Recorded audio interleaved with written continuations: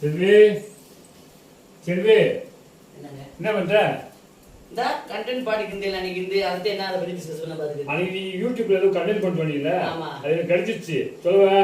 யோ அத நான் என்னைக்கு நான் சொல்லி இன்னைக்கு சொல்லி நானே கண்டென்ட் போய் அவளை பாத்துக்கிட்டேன். கிடைச்சிச்சா? ஆமா. மம்மி தேவையில்லை எனக்கு.